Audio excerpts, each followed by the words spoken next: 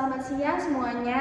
Terima kasih kepada Ibu Julia Hanaselina, SIP MPA, yang telah memberikan kesempatan untuk kelompok kami mempresentasikan hasil poster kami yang berjudul Knowledge Management di Unilever Indonesia.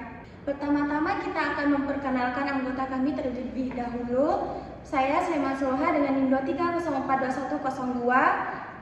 Saya Regina Agnes dengan NIM 23042202. Saya Tiani Wahid Prayogi dengan NIM 23042345. Baiklah, sebelumnya mari kita pahami dulu apa itu knowledge management.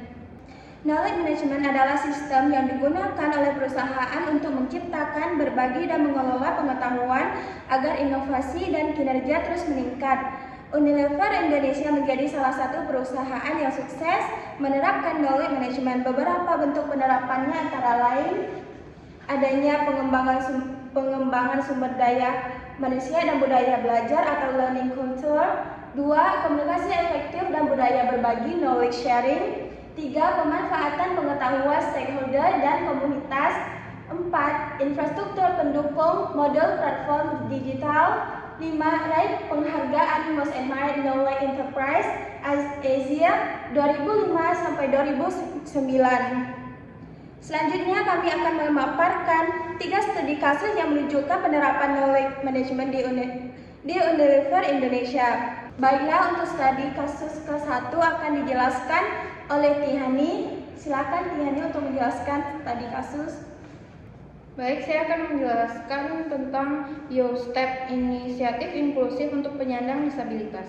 YOSTEP atau Youth of Unilever Self Development Training and Enhancement Program merupakan salah satu program tanggung jawab sosial perusahaan atau CSR yang dicanangkan oleh PT Unilever Indonesia.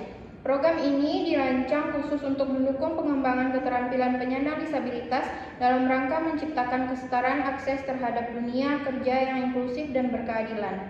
Selama 6 minggu, peserta program menjalani serangkaian pelatihan intensif yang mencakup peningkatan keterampilan komunikasi, kepemimpinan, serta literasi digital.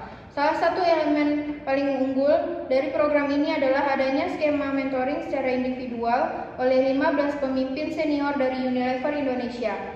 Para mentor ini tidak hanya memberikan pelatihan teknis, tetapi juga berbagai wawasan dan pengalaman kerja profesional yang sangat berharga dan meningkatkan kesiapan kerja para peserta. Program ini bertujuan menciptakan dampak ganda, yaitu pada level individu maupun organisasi.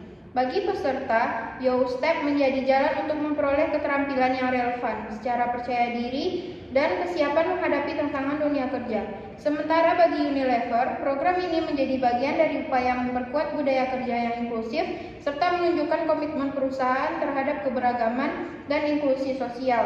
YOSTEP membuktikan bahwa perusahaan tidak hanya berorientasi pada profit, tetapi juga peduli terhadap pemberdayaan kelompok rentan dalam masyarakat. Sekian yang dapat saya sampaikan, saya kembalikan ke moderator. Baiklah, terima kasih Tihani atas penjelasannya. Untuk selanjutnya adalah studi kasus kedua dan 3 akan dijelaskan oleh Regina. Silakan Regina untuk menjelaskan. Baik, terima kasih moderator. Kasus yang kedua yaitu coaching dan mentoring, yaitu pengembangan sumber daya manusia berbasis pengetahuan. Unilever Indonesia menempatkan pengembangan sumber daya manusia sebagai prioritas utama dalam membangun daya saing organisasi. Melalui sistem coaching dan mentoring yang terstruktur, perusahaan tidak hanya meningkatkan kemampuan individu, tapi juga memperkuat transfer pengetahuan dan kolaborasi antar karyawan. Program coaching yang dilakukan secara reguler oleh manajer dan pemimpin, serta program mentoring antara karyawan, senior, dan junior mempercepat proses pembelajaran dan adaptasi kerja. Selain itu, penghargaan seperti Learning Award mendorong budaya berbagi pengetahuan di lingkungan kerja. Pendekatan ini membuktikan bahwa pengembangan sumber daya manusia di PT Unilever Indonesia tidak hanya berfokus pada keterampilan teknis, tetapi juga menanamkan semangat kolaborasi dan komitmen terhadap pembelajaran berkelanjutan di sebuah organisasi. Untuk kasus yang ketiga yaitu K-Club atau Knowledge Club dan Learning Award, yaitu budaya berbagi pengetahuan internal. PT Unilever Indonesia membangun sistem manajemen pengetahuan yang kuat melalui platform internal K-Club yang berfungsi sebagai pusat digital pembelajaran bagi seluruh karyawan.